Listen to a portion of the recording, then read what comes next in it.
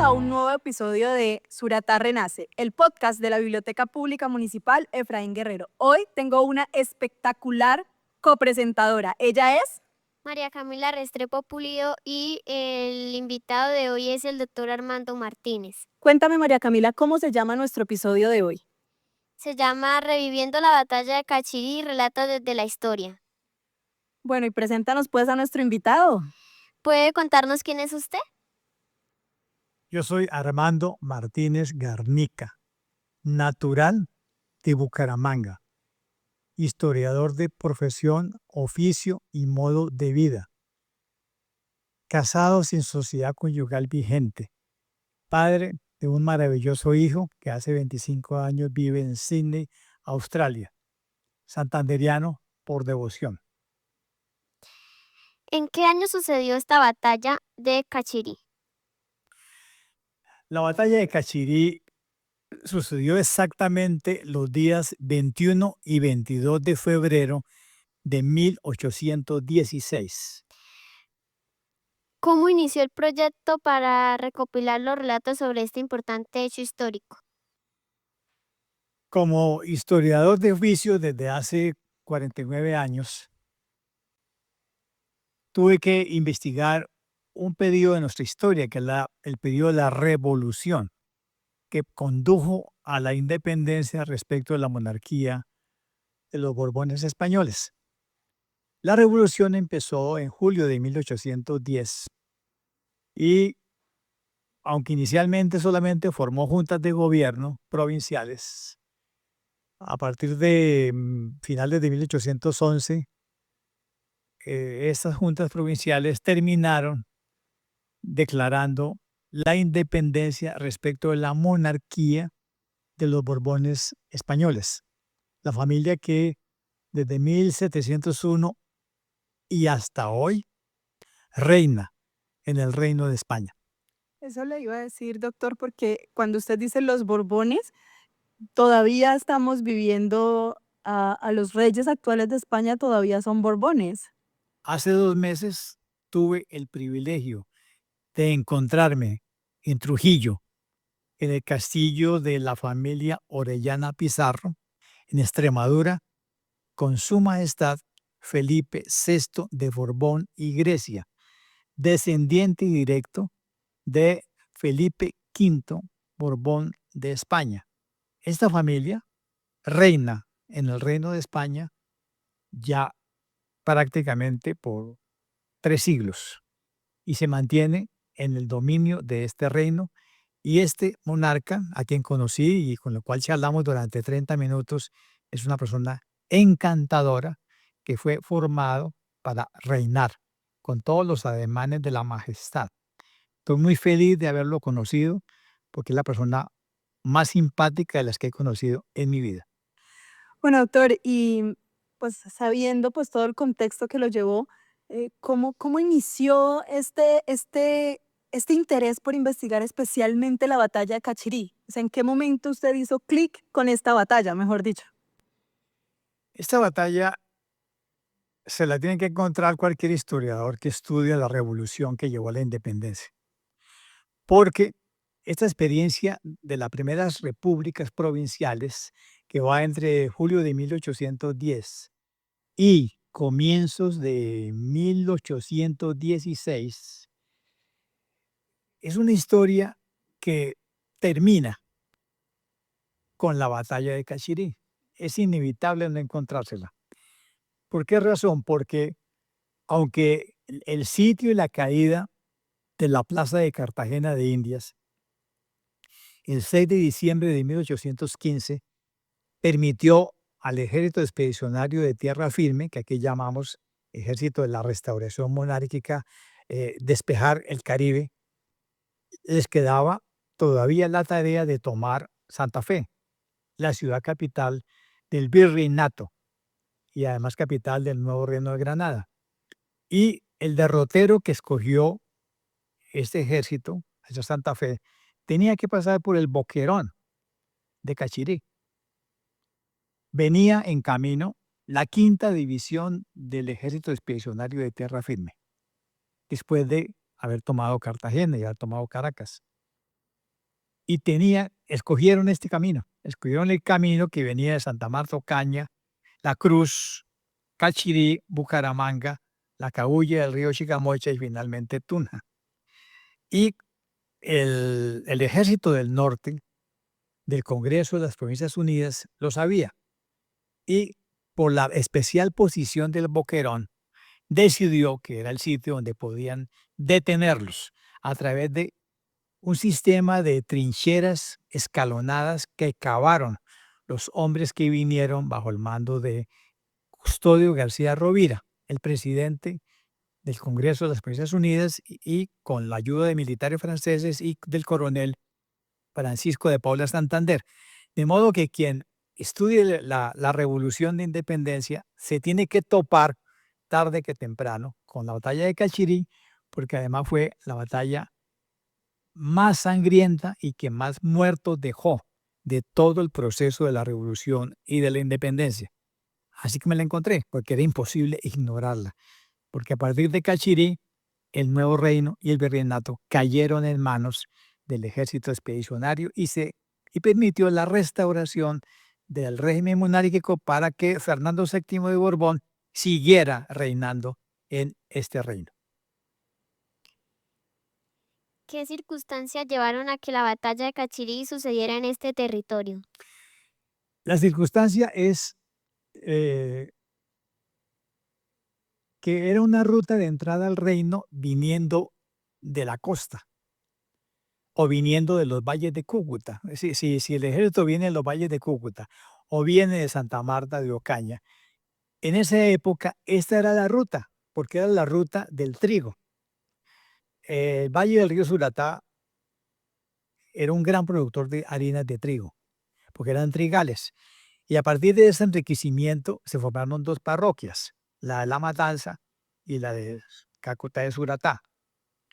Entonces los arrieros, que en 1804 sacaban 5.000 cargas de harina de trigo hacia Ocaña y Mompox y la costa, habían abierto una trocha que era conocida por todos y gama llevaban trigo hacia los valles de Cúcuta. De modo que todo el mundo sabía en esa época que si iba a entrar el ejército, tenía que entrar por ahí. Esa era la ruta en ese momento. Y entonces García Rovira dijo, pues si vienen por ahí, la mejor manera de detenerlos es en el Boquerón de Cachirí, porque es un páramo lleno de niebla con una pendiente muy escarpada y cuando pasen el Boquerón estaremos nosotros en trincheras escalonadas y ahí los detenemos e impedimos que entren. Eso pensó García Rovira desde el punto de vista de la estrategia teórica, pero Claro, él lo vio desde el punto de vista geográfico, digámoslo así. geográfico y estratégico, de acuerdo a los manuales militares que él estuvo leyendo. Pero una cosa son los manuales y otra cosa es intentar hacerlo Está ahí la realidad. con soldados, bisoños, campesinos que les quitaron el mocho de la mano y les pusieron un machete, una lanza o un fusil, que nunca habían estado en un campo de batalla, que nunca habían disparado un fusil, que eran campesinitos traídos de Socorro, Pamplona, Bucaramanga, Suratá, y la tarea era descomunal para ellos, enfrentar un ejército profesional de españoles, venezolanos, puertorriqueños, dominicanos que venían de España, formados por unos oficiales que habían estado en las guerras napoleónicas. O sea, era una pelea de un león contra un soldado. Eso no lo calculó García Rovira, hicieron planes, pero fue imposible detenerlos, aunque el sitio era el sitio correcto. Era el sitio correcto, pero no contaba con los recursos humanos para la guerra. ¿Qué rol jugó Suratá y sus habitantes en este evento? Yo creo que los vecinos de Suratá, cuando llegó el ejército del norte, que eran básicamente socorranos, piedecuestanos, humangueses, con esa misión tan dura, ellos, como patriotas, su misión fue auxiliarlos. ¿Cómo los auxiliaba? Con arepas liudas, carne, ganado, pan de trigo, cobijas, bastimentos, porque su papel era auxiliar al ejército del norte. Cuando dice arepas liudas, ¿a qué se refiere, doctor? Eh, Esta zona es productora de harina de trigo, igual que la zona de Málaga y la Sí. Concepción. Y allí donde hay harina de trigo, la arepa se hace con harina de trigo y no como se hace en el Socorro y Bucaramanga, que se hace con maíz pelado, con lejía. Resulta que esa harina técnicamente se llama harina leudante Claro, y los campesinos bautizaron su arepa como arepa liuda, o sea, hecha con harina leudante. leudante. Una palabra que hasta hoy en día se conserva en la provincia de García Rovira, donde siguen comiendo arepa de trigo esponjada con carne. Es la dieta de García Rovira hasta el día de hoy, y esa es la dieta de aquí, O sea, arepa leudante. y bueno, y técnicamente, escuchando todo su relato, pues Suratá se convirtió en un hospital militar. Es más o menos lo que le logro entender. No, en esta batalla no se convirtió en hospital militar, se convirtió en un cementerio al aire libre para que los chulos se comieran los 1000 cadáveres que quedaron en el suelo, más por lo menos 120 caballos que murieron en la refriega. Y eso lo sabemos porque el capitán Rafael Sevilla, que pasó una semana después con la retaguardia del ejército español, lo narró en un diario que nos dejó y que ha sido publicado. En el diario dice: yo pasé una semana después y el hedor era insoportable porque había 1000 hombres muertos al aire libre, comidos por los aves de rapiña, y por lo menos vimos 120 caballos en la misma condición. El hedor era insoportable porque nadie los enterró, con lo cual Suratá se convirtió en un cementerio al aire libre porque sus compañeros huyeron hacia el sur y vivieron tan lejos que los sobrevivientes se refugiaron en los llanos de Casanare, entre ellos el coronel Francisco de Paula Santander. ¿Qué importancia tuvo esta batalla en el desarrollo de la independencia de Colombia? Para los que vivían aquí y eran parte de la revolución patriótica que llevó a la independencia, la importancia es que terminó el experimento de la Primera República, porque fueron vencidos en Cachirí y ya no hubo poder humano para detener la marcha del ejército que comandaba el general Pablo Morillo hasta Santa Fe. Para la monarquía de los Borbones sí fue realmente importante, porque a partir de esta batalla reincorporó el virreinato de Santa Fe a sus dominios en las Indias y produjo la restauración monárquica, lo que significa otra vez el mando del virrey y de la Real Audiencia, y todo el mundo volviendo a obedecer a las autoridades reinales en ese Estado de Derecho que era la monarquía y los Borbones. Es importante para ambas partes, para la monarquía, porque recuperó unos dominios muy importantes, para los que hicieron la revolución, porque su experiencia murió. Y había que esperar que otro tipo de personas venidos de los llanos orientales, 3 años después, la mayoría llaneros, venezolanos y granadinos exilados, hicieran otra campaña que permitió otra vez recuperar el reino y crear, ahora sí, la República de Colombia. ¿Cómo fue el proceso de buscar y recopilar información sobre la batalla de Cachirí? Un historiador ha sido entrenado en las universidades en una metodología que se llama la heurística, que consiste en buscar y encontrar fuentes sobre lo que aconteció en el pasado. Como yo fui calificado hasta el nivel doctoral como historiador, tenía que salir a buscar en archivos fuentes para poder contar la historia de la batalla de Cachirí, porque si no las encontraba no podía narrar cómo terminó la primera experiencia republicana y cómo se restauró la monarquía. Así que el proceso fue preguntarme: ¿dónde estarán los archivos de la batalla de Cachirí? Obviamente no iban a estar en Suratá ni en Matanza. ¿Por qué? Porque esos archivos los llevaban los secretarios del general Pablo Morillo, ¿Qué? con El lo cual, ejército español. esos los archivos del ejército español. Esos archivos se los llevó con su silla de montar maravillosa que acabo de ver en Madrid, el general Pablo Morillo, a su castillo en España. Como premio por haber ganado esta batalla, Su Majestad le dio el título de Conde de Cartagena, porque conquistó Cartagena y conquistó el virreinato. Entonces, en adelante él se llama Conde de Cartagena y al volver a España siguió con las guerras del rey. Después de muerto, sus descendientes decidieron donar en el siglo XX su archivo personal a la Real Academia de la Historia. Y yo ya sabía por mi experiencia que ese archivo de Pablo Murillo estaba en la Real Academia de la Historia.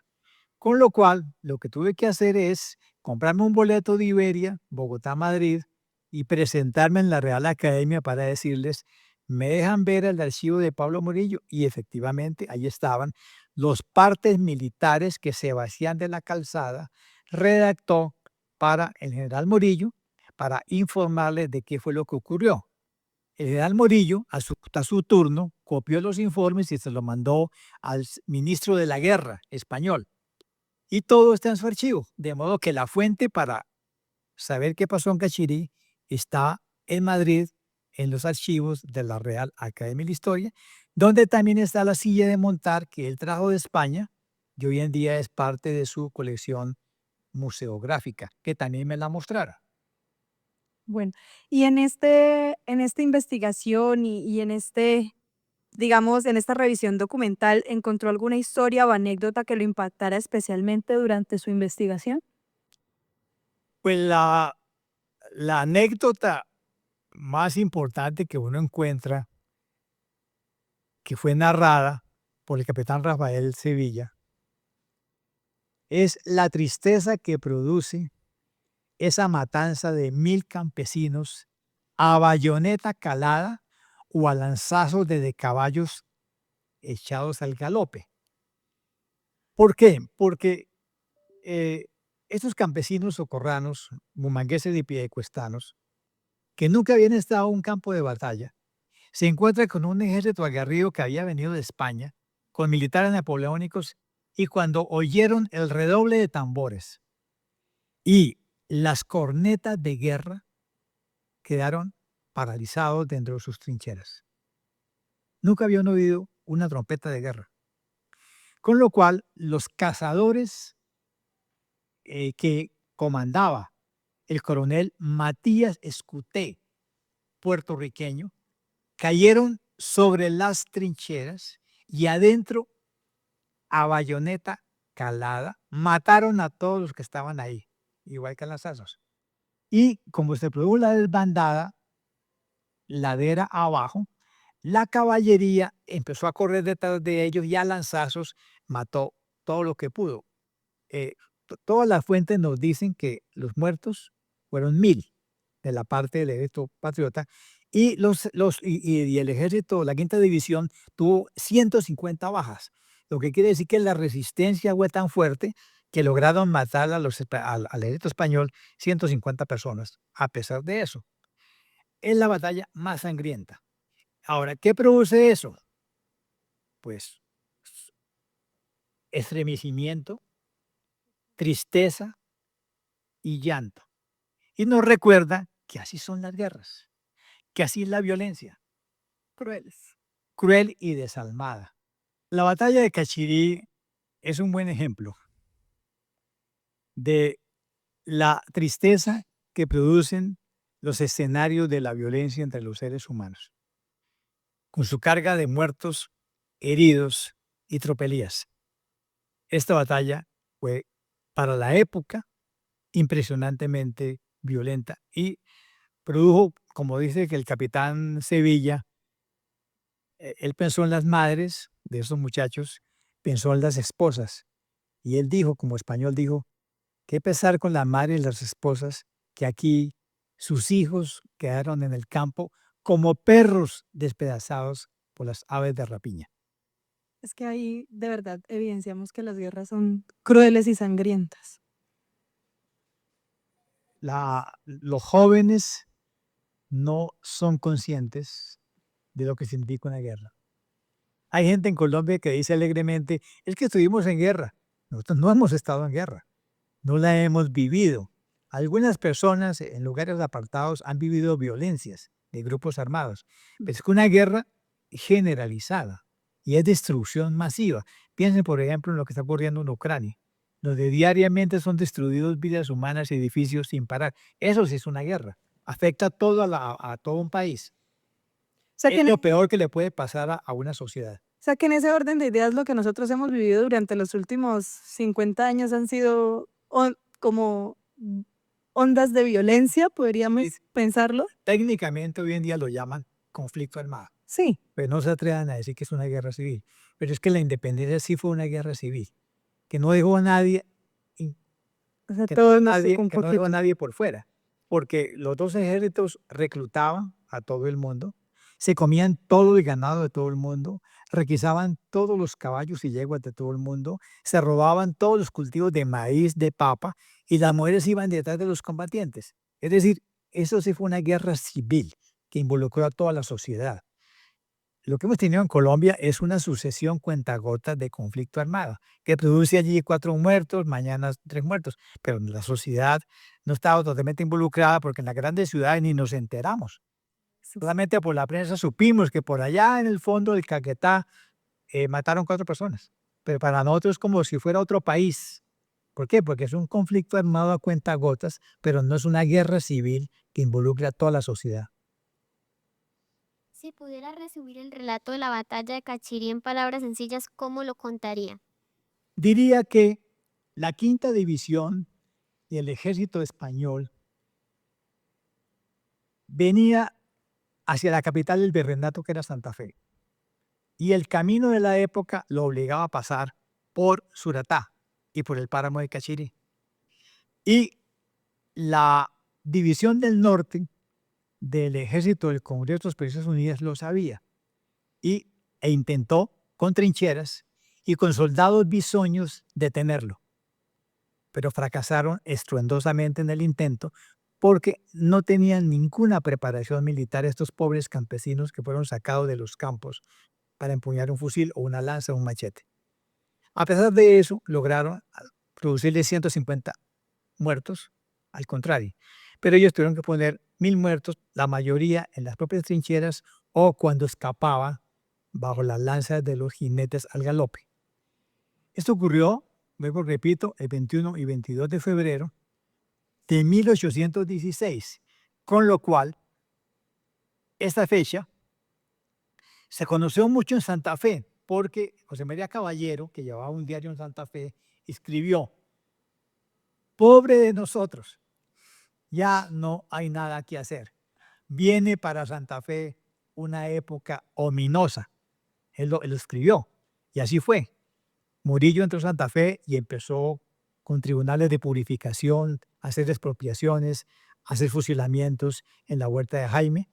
Y los huesos de Gustavo García Rovira, que fue fusilado, hoy en día se guardan en la iglesia La Tercera, la carrera séptima, eh, frente al Parque de Santander.